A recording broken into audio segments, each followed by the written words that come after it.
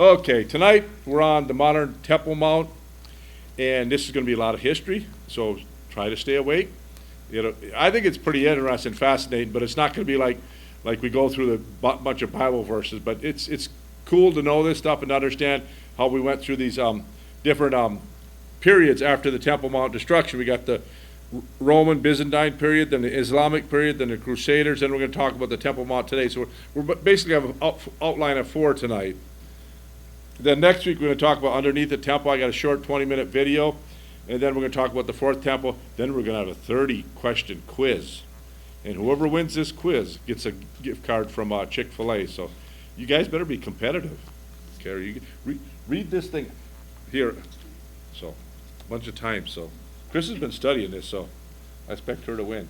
So it's basically, if you paid attention and you got a good memory, it won't be difficult. But otherwise, everything's pretty much in here except for about 3 or 4 questions. I had to make some questions that were a little more difficult. So, Jason. She can take me there to eat. Of course, it's only $10. I won't cheat. Okay. So tonight, actually on YouTube, quite a few people have been watching these temple videos, or so. So it's been pretty interesting, I think. But tonight, we'll look at the Temple Mount after the temple destruction. And so this is called, the first section we're going to look at is the early Roman and Byzantine period, which is about 1st century to the 7th century. Then we'll talk about the Islamic period, the Crusaders period, and then the modern Temple Mount today, okay? So in the early Roman Byzantine period, we know the destruction of the Second Temple was in 70 AD, right? And that was General Titus, who went into Jerusalem, and a lot of Jewish, close to, I think, 1 million people were killed, Jewish people were killed. And this was 70 AD. Luke 21, the Olivet Discourse, Matthew 24, Mark 13, and Luke 21. Luke 21 is kind of unique because it talks about the close stuff that's going to happen, then the later stuff later, versus what Matthew 24 and Mark 13 says. But it talks about in Luke 21:6, all the stones will be, thrown down. So we know that has happened, and there's evidence of that. But then 62 years later, in 132 AD, a guy named Shimeon ben Kosaba led a Jewish revolt against Rome. Jerusalem was liberated, and Kosaba was renamed Bar Kokhba. And many of you have heard of Bar Kokhba before, right? I never knew that this is where his name was. But they get that name from Numbers 24:17, which is son of the star, which is somewhat blasphemy because Numbers 24:17 talks about the Messiah. And so let me read that to you. Numbers 24:17. It says, I shall see him, but not now. I shall behold him, but not near. There shall come a star out of Jacob, and a scepter shall rise out of Israel, and shall smite the corners of Moab, and destroy all the children of Sheth. So to call this guy the son of the star, I think is they don't realize they're talking about the Messiah, and the Messiah was Jesus, right?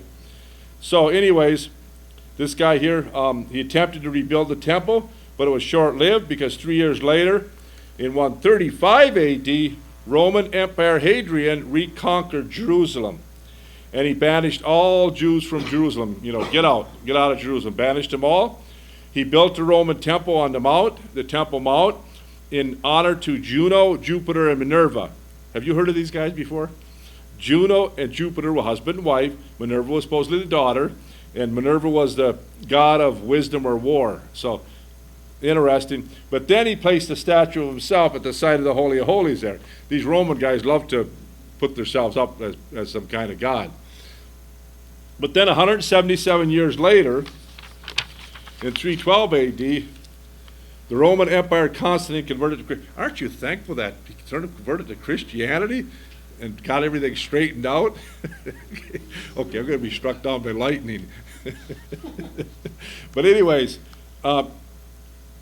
Constantine and any resemblance of Christianity is by pure coincidence.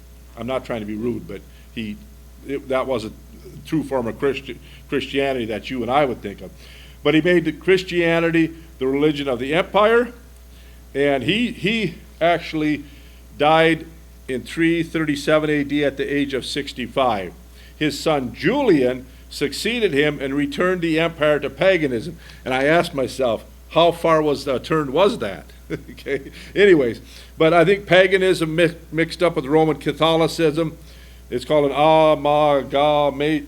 amalgamation, where they combine everything. Okay. Sorry, it's hard to say that word. But anyways, a combination of paganism and the Roman Catholic Church, is what we see today. You go to a Roman Catholic church and they don't even open their Bibles, so. But that was the Christianity there. But Julian went back to paganism. The Jews were allowed to return to Jerusalem. Plans were drawn up to rebuild the temple. Interestingly, Christians prayed for the rebuilding to stop. And this is written in some of the Jewish books. And remember that last week, Keith, you asked that question where they thought Christians are against. Maybe that's because their history tells them this, right? I don't know. But supposedly, in May 27, 363 AD, there was an explosion that killed the workers, and the building of the temple was stopped. And they think there were some gases underground where it was like a volcano gas or something that blew up and killed them. Just interesting, though, isn't it, when you think about that? And so, in 614 AD, the Persians, which Persia's modern-day Iran. In fact, it was called Persia until 1921, somewhere on there. And they invaded Jerusalem and massacred many of the Christians living in Jerusalem.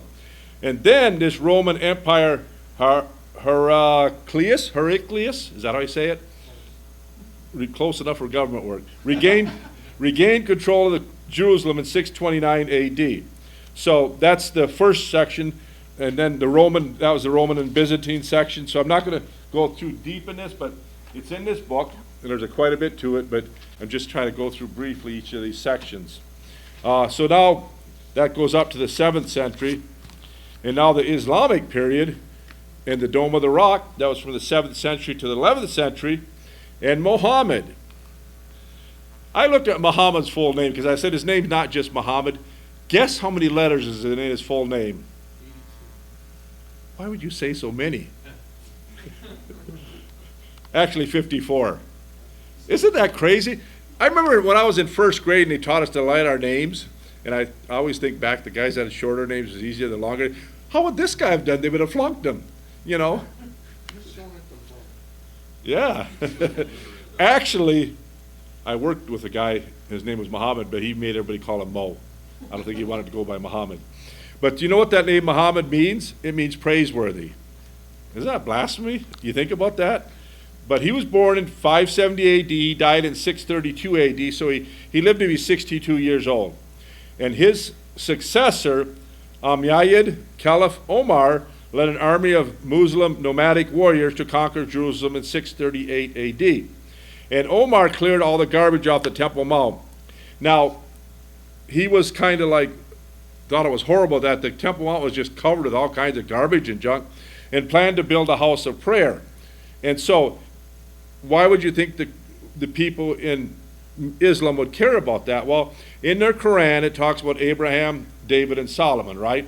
I mean, it doesn't mention Jerusalem once, but they thought that, they worship Abraham just like Christianity does, and so they thought that was terrible that this spot was covered. And so he cleaned it all off, and he intentionally was building what we call his house of prayer on this rock. And he built it, and it's called the Dome of the Rock in 691 AD. The Dome of the Rock is actually their shrine, okay? And in Arabic, it's called the Kubet el-Sakra, if I'm saying that right, which I'm sure I'm not. But then in 715 AD, the Al-Aqsa Mosque was built in the place of, there was originally there a Christian church. So as this goes from Christian to Muslim, it changes over all the time. So this whole area, as you know, is called the Al-Haram El-Sharif, which means noble sanctuary.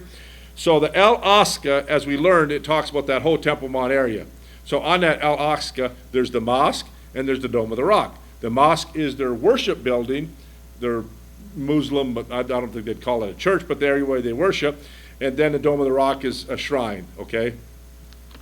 So then, that Al-Aqsa actually means supreme or most distant.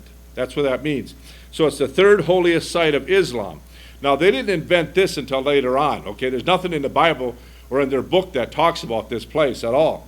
But it's considered the most distant. It's the third holiest site of Islam. And in their Quran, in chapter Surah al-Isra, which I've never read the Quran, chapter 17, verse 1, it talks about the night travels of Muhammad. And that was 62 AD. And if you read this here, this is interesting.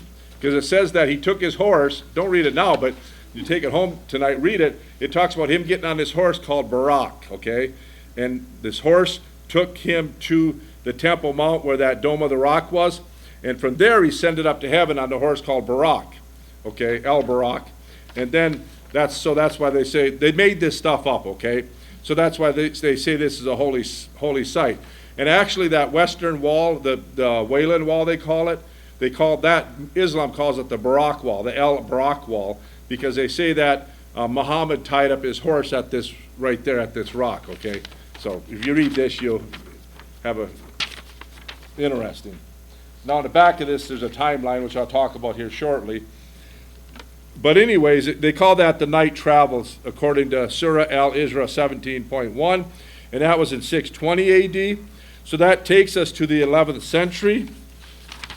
Just a brief little history here. And so the Crusaders to the modern area. I remember learning in school about the Crusaders. I believe there's like 4 Crusades, but I'm not going to cover all 4 of them. So that's 11th to the 21st century, which we're in the 21st century now. But in 1095 AD, Pope Urban II, with the help of European kings, defeated the Muslim Turks, okay, from Turkey. This is called the Ottoman Empire. And so in 1099 AD, the Christians reestablished the control of Jerusalem. That was the First Crusade. Now, when they say Christians, how were they really Christians? I don't know. But the Dome of the Rock, which is a shrine, became a place of Christian worship. They call it the Templum Domini, the Temple of the Lord. The problem I have with that is inside the Dome of the Rock, it has all these Islam inscriptions in there, okay, venerating their gods. But the Al-Aqsa Mosque, which is their place of worship, became a palace for the Crusader kings, okay? So one group conquers one, then another one conquers, and they take over in these buildings. But in 1187 AD, there's this Kurdish Muslim called Sultan Saladin. He conquered Jerusalem and defeated the Crusaders. He tore down a large cross and replaced it with an Islamic crescent, and that's the star and the moon. They say that crescent and star means, heavenly, okay? But if you look at this, I think it's a god of the stars and god of the moon is really what that Islam's symbol means. Now, this is going to sound a little crude in a sense. My grandfather had an outhouse, okay? And I don't know why they did this in outhouses, but they always had a crescent moon with an opening to let air in and out. I mean, anybody ever see that? I mean, isn't that's kind of weird? I don't know why. Why is it shaped like a crescent moon? I know, but it's kind of strange, though, isn't that? But anyways, I just remember that, and when I see this here, that's what I think of. Okay, so it's kind of funny. Then he tore down the large cross, I said, put up an Islamic crescent to replace it. So now the Crusaders to the modern area, continuing. So shortly thereafter, a crusade by Richard the Lionheart. Now, who was Richard the Lionheart? He was a king of England. He was a king for like 10 years, so he lived from 1157 to 1199. He died at the age of 41 when he was still as a king of England, okay? But he attempted to defeat the Muslims and regain control of Jerusalem, but it ended in a truce, okay? They couldn't defeat him. So the agreement was that Islam maintained control of Jerusalem and the Temple Mount, but Christians were allowed to travel to the Holy Land, but not allowed access to the Temple Mount. So then in 1516 AD, the Ottoman Turks assumed control of Jerusalem. They made improvements to the Dome of the Rock and the Al-Aqsa Mosque. Okay, they worked on they proved it. I don't know exactly what they did, but they remained control up until the end of World War I, which was 1918. And so there's a handout there that you have, and it's got a timeline in the back. So if you want to get a good night's sleep tonight, go through and read that timeline. It's interesting if you're interested in that, but it gives you more details than what I covered, okay? Isn't it fascinating when you think about this, that from that time back there, that they have all this history, and we know it, and yet people say it's just a bunch of myths and fairy tales, and when reality, this stuff is all true, and it's this stuff all happened. And it's not a bunch of, fairy tales. Now, there is some fairy tales mixed in with the stuff of Islam that aren't true. We know that. Okay, so we covered these three periods: the Roman-Byzantine period from the 1st to the 7th century, the Islamic period from the 7th to 11th, and then the Crusaders from the 11th to the 21st, and then now we're going to look at the Temple Mount today.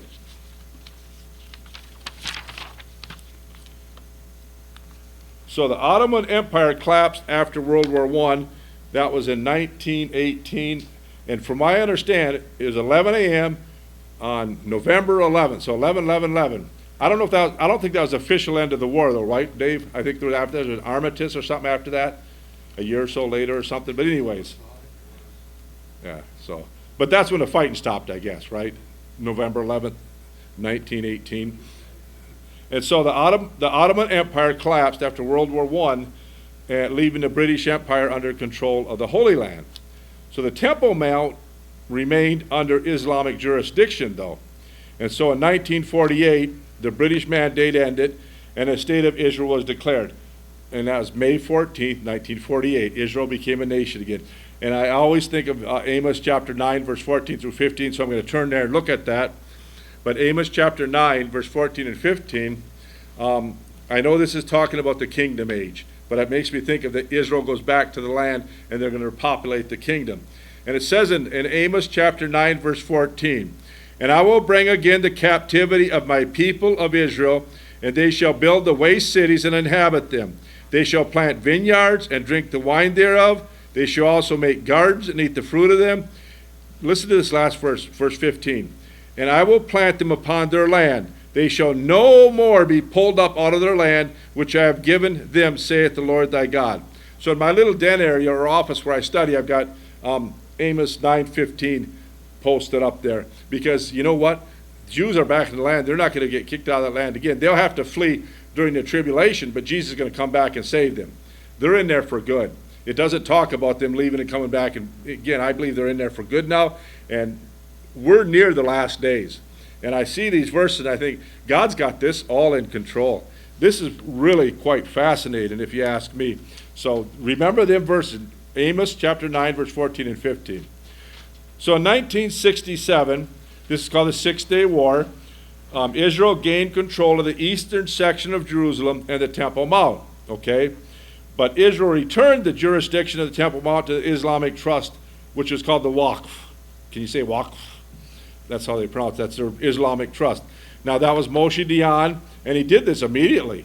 He's their defense minister and said, hey, you can return it to him right away. A lot of people always comment that this was a mistake, and I think it was. But, God was in control, and there's a reason for all this, right? So right now, Jordan controls this Temple Mount area, and so to build a temple there by the Jews, something's got to be done. So that's going to be what we're going to be looking at here in the near future to see what's going to happen and how that's going to be done. But it's going to be done. They're ready for it. Anyways, here's something interesting. Do you know who Pete Hegseth is? He's the Minister of Defense, right? Did you know that Donald Trump is changing this position to call it the Minister of War instead of the Minister of Defense? Have you ever heard that?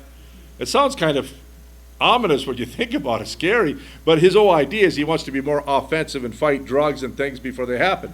I mean, we sit in our country, we let everybody come in here and do everything they want, and we wait till they do it, and then we do something about it. But he's trying to take, a proactive step, I guess. So it's interesting. It's going to be changed to Minister of War. So that's something for what's happening today. But let's expand our knowledge with some of the details of the Temple Mount. And so a picture's worth 1,000 words. So here's the Temple Mount today, the plan of the Temple Mount. Now this is some of the gates and stuff that are around it. This is not the original. This is what it is today.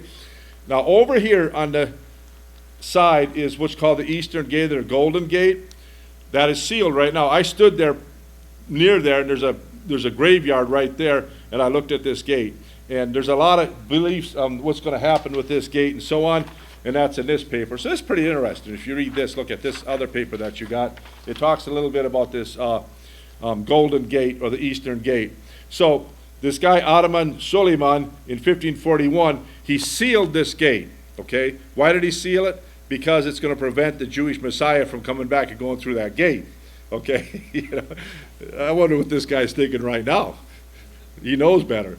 So anyways, for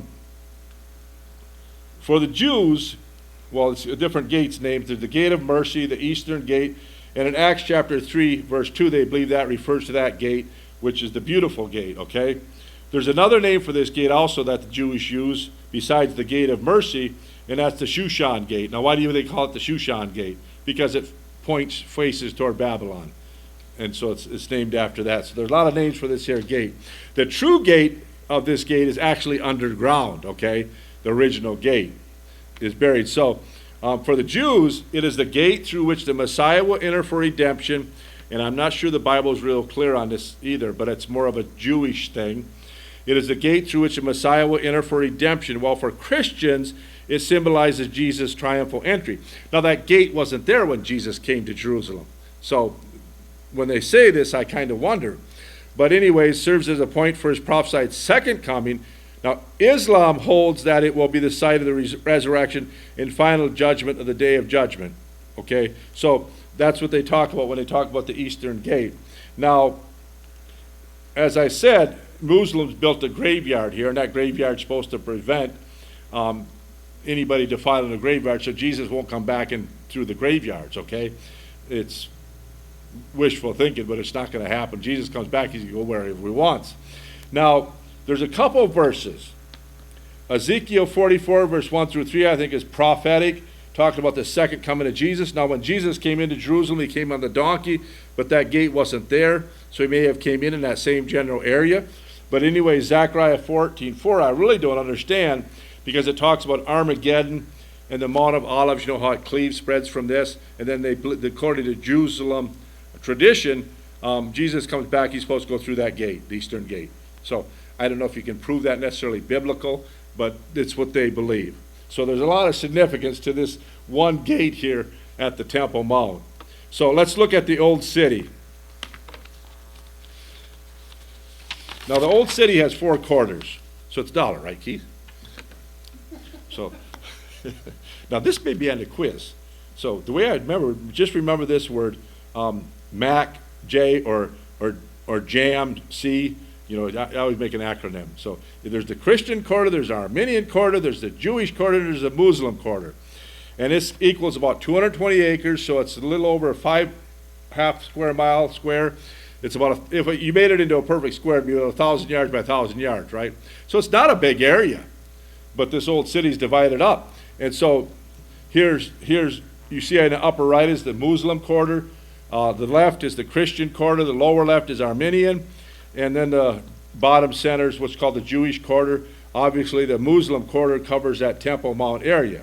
So the significance here, and this is per a travel guide. If you go to Jerusalem or Israel and you get a travel guide, it'll say this: the 4 quarters remain an important aspect of the city's cultural, religious, and political landscape. Each area is unique with its own holy sites, cultural values, and commercial life. Then they put a little safety blurb on there. It says, the Muslim quarter, be careful, because you could get robbed, theft, assault, or get rocks thrown at you. You know, it's just not safe. The funny thing, somebody in Islam could come into one of the other quarters and nothing's going to happen. But you go into their quarter. Now, I'm not saying that it's perfectly dangerous. If you go in there especially looking like you're wealthy or carrying a Bible with you, you're more likely to have something happen to you. But all these areas have their different shops where they try to sell stuff, and they will barter with you and so on. So it's kind of a cool area if you ever get a chance to go to Israel and see that. But let's go ahead and look at we'll look at the exact location of the temple. And so if you look on that illustration there, the picture, you see that it's Herod's temple and the Dome of the Rock comparison. The gold overlaid on the blue is where the temple is believed, and the blue is what's called the Dome of the Rock. Now the Orthodox Jews, there's Orthodox Jews and there's ultra-Orthodox Jews, okay? And then there's the liberal Jews. But the Orthodox Jews pray 3 times daily. Remember Daniel, in the book of Daniel, he prayed 3 times daily. May it be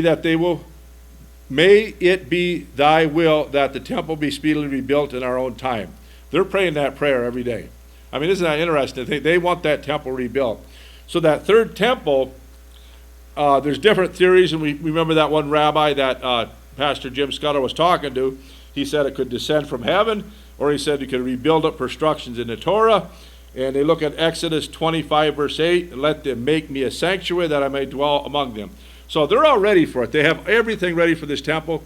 As far as the red heifer and the ashes, I watched a YouTube video by Andy Wood and Kadesh, and they know the guy that had these heifers in Texas, and there's some confirmation with it that they killed the one heifer, and they have the ashes, and they're prepared. These ashes are ready, but they're not advertising it because it would probably cause a holy war, because when they say they have these ashes ready to purify their temple, it looks like they're going to plan on rebuilding their temple, and there's enough strife over there right now without adding anything, fuel to the fire.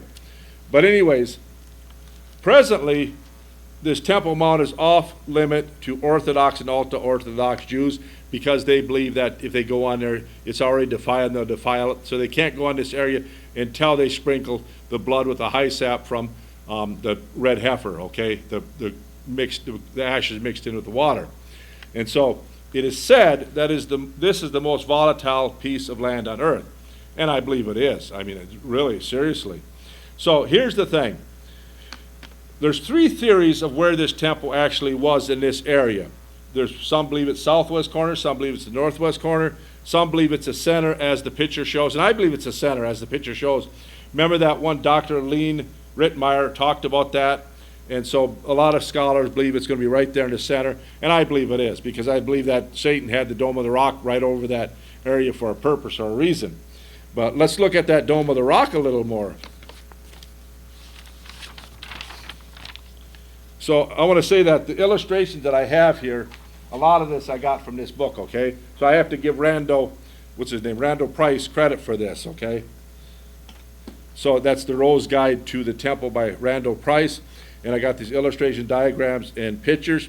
And so this illustration here of the cross-section of the Dome of the Rock, notice the section that says wooden dome covered with gold covered aluminum. Then it's got where it says drum. That drum just means it's an architectural term. But anyways, the illustration shows how the foundation trench for the temple walls is still discernible in the rock, large rock inside the Dome of the Rock. So it's interesting how archaeologists can find this stuff and verify. So the rock, according to Jewish tradition, is the place from which God created the world, and according to the Bible, the place where Abraham brought his son Isaac to offer him as a sacrifice, Mount Moriah, okay? Now, here's some more. Some verses here. If you get a chance, you want to look all these up. But basically, 2 Samuel chapter 24, verse 18 through 25, talks about the threshing floor of Araunah, where Araunah the Jebusite, and David purchased that from him, and David built an altar there. And then 1 Chronicles 21, verse 15, and then 26 says the angel of the Lord was right there in that spot. It was going to destroy Jerusalem. But David prayed, made offerings, and so didn't destroy Jerusalem, and read verse 30 on that. That's interesting too, and right in this exact area. But then 2 Chronicles chapter 3, verse 1, Solomon was told to build the temple there, and I think if you read through these verses, you find out that this is God that chose this area. Now the question is, why did he choose this area exactly? I don't know that for sure. So I think Dave asked that question a couple of weeks ago. Maybe that will be it won't be the first question I ask when I get to heaven, okay? But maybe after we're there, we'll ask him. Okay. Anyways, Ezra chapter 6, verse 7 says, let the governor of the Jews and the elders of the Jews build the house of the God in his place. So in his place. Why? I don't know that for sure, but it's kind of an interesting concept or something to think about. So anyways, this rock is also where the Ark of the Covenant sat within the Holy of the Holies, okay? Right in this area on this rock. So here, I want to make a comment before we move on. By the end of next week, you will have more knowledge of the Temple Mount and the Jewish temple than I believe 99% of Christians today, because most people don't know this stuff at all. I know some of this is the most interesting stuff, but I really think it's kind of fascinating, because I know when I read the Bible, every time I see the word temple now, it's like, oh. So it's kind of cool when you think about this, studying God's Word. I mean, a lot of times we'll do verse by verse in a book. Sometimes doing topical is very interesting too. I think we need a variety of both. So I think this is good. But let's talk about the rock, okay? The real rock. Matthew chapter 16, verse 18. And I say also unto you that you are Peter. And upon this rock I'll build my church, and the gates of hell shall not prevail against it. Now the Catholic Church takes this and says Peter's the first pope, right? But in the Greek, that word Peter is Petros, and it means stone. So Peter was a stone, a little stone. And upon this rock, which is the Greek word Petra, which is a large stone, okay? So what Jesus was saying to Peter, he said, upon this rock, little rock, but upon this rock I'm going to build my church. He was referring to himself. And I think that's the correct understanding of that. The church is built on the foundation of Christ. Yes, sure, it's built on the foundation of the apostles too, but they did what as Christ commanded them to do. So in 1 Corinthians chapter 10, verse 4, it says, and did all drink the same spiritual drink, for they drank of the spiritual rock that followed them. That rock was Christ. Jesus is referred to as a rock. So the rock has a lot of significance when you look at this. Then 1 Corinthians 3:11, for other foundation can no man lay than that is laid, which is Jesus Christ. Jesus is our bedrock, right? He's the only hope we have for anything. And he's our foundation. He's our solid foundation. Then Romans 9:33, as it is written, behold, I lay in Zion a stumbling stone and a rock of offense, and whosoever believes on him shall not be ashamed. Isn't that good? You believe on Jesus Christ, you're not going to be ashamed. It'll be worth it. Now, the Jews had a problem with Jesus, didn't they? I mean, he was a stumbling stone to them. In fact, he's a stumbling stone to most of the world. They don't pay much attention to who he was or what he's done for them. Now, in Revelation 6:16, I find this somewhat ironic, okay? In Revelation chapter 6:16, talking about the earth dwellers, the unbelievers during the tribulation, and said to the mountains and rocks, fall on us and hide us from the face of him that sits on the throne and from the wrath of the Lamb. So they reject the true rock, Jesus Christ, and yet they cry out for the rocks to fall on them to hide from him, right? Wouldn't you think that they would cry out, Jesus for help instead of saying rocks fall on us and hide us from him? But that's people that have gone so far away from God and just rejected him completely. And I think we see that the world's going that way today. So it's kind of sad when you think about it. Okay, I think I have 6 discussion questions today. And then if anybody has any questions, what we covered here, just let me know. But are you ready? These are DQs, Dairy Queen. Okay, discussion questions. Of the Jews, Muslims, and Christians, who has a right to the Temple Mount and why? Who has the right to that Temple Mount? Dave? The Jews do. Why? God? Right. God gave it to them, right? I mean, the Christians don't have no right to it. The Muslims don't have a right to it. It really was God gave it to the Jewish people right there, that Temple Mount area. So even though there's so much fighting over this, God originally said this is Jews, this is them. And I gave you the 4 examples of at the times that things happened there. Okay, so number 2, why do you suppose the Muslim Dome of the Rock was built over the exact spot of the Holy of Holies? Jason? Because they don't like anything to do with Jesus. Right. So you had something, Carrie? I was just going to say, because I feel like Satan always mimics and imitates Jesus. Right. I think so too. I think intentionally in 691 when they put it there, they put it right exact there, and they defy the true God, Jehovah, right? And Satan does, and he's, like Carrie says, he tries to duplicate them. It's like that moron that decided to seal up the gate because he thinks Jesus can't bust through it. Right. I mean, seriously. And then they had the graves there too. I mean, he's gonna split that whole mountain, right? Mount of Olives. So. What are they going to do when he shows up, raises the dead, and says, "Now what?" Yeah. Yeah. It's we kind of think about that, but it's kind of sad too when you think about it, right? I mean, he came and he offered his life for them on the cross. So number 3, what impact will the Muslim graveyard have on the return of Jesus to Jerusalem? We are kind of asking. It's big 0, right? Right? It's probably going to make him laugh. Yeah.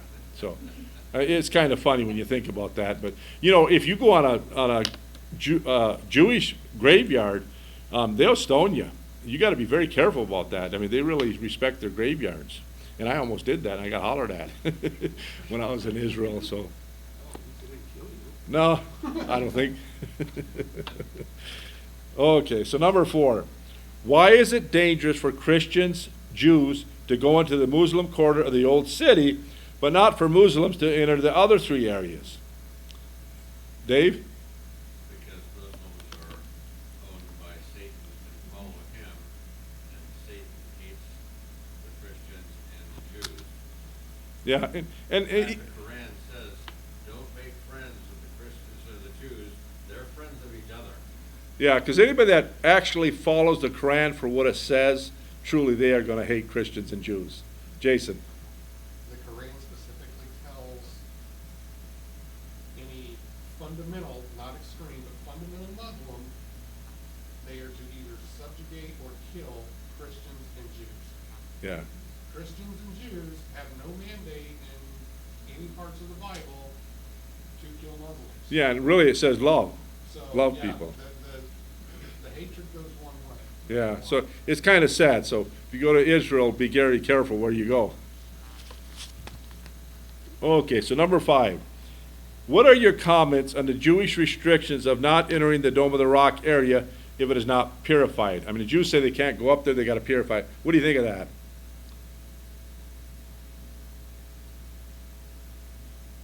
It's legalist. Okay, It sounds like Old Testament procedural limitations.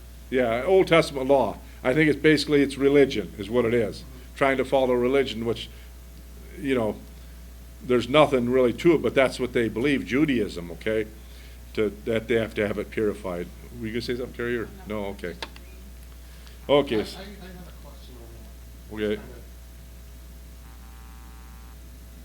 If the Shekinah's not there, why bother with all that?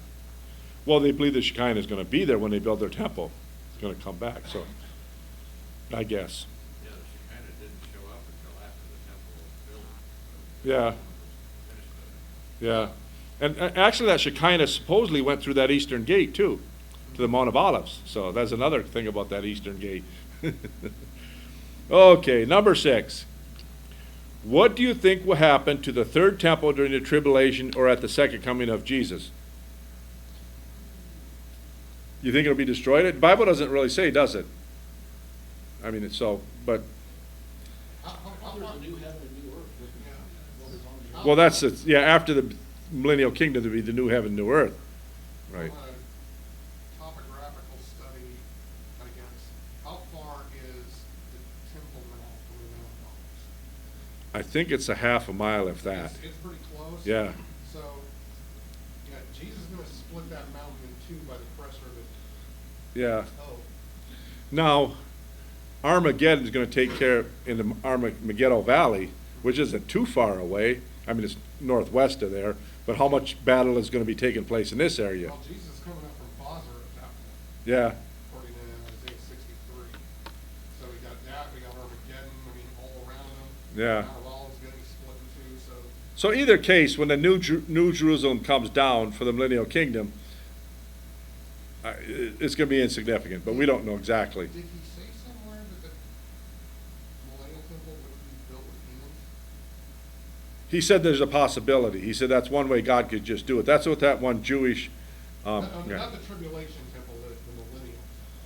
Well, I think here's what Judaism I think refers to the millennial temple as their I don't know for sure. You know, why are they building the temple if the temple is going to come down from heaven originally, according to Ezekiel 40 verse 48? So there's a lot of things I don't quite understand how they think or why they think a certain way. Or are they building this third temple as a temporary temple until God brings the temple down? I don't know, but something to talk about. I'm not sure. Okay, so that's 6 questions for tonight. Next week we're going to talk about the future temple, and then we're going to go underneath the Temple Mount, and then we're going to have that 30-question quiz. So make sure you all go memorize that little paper.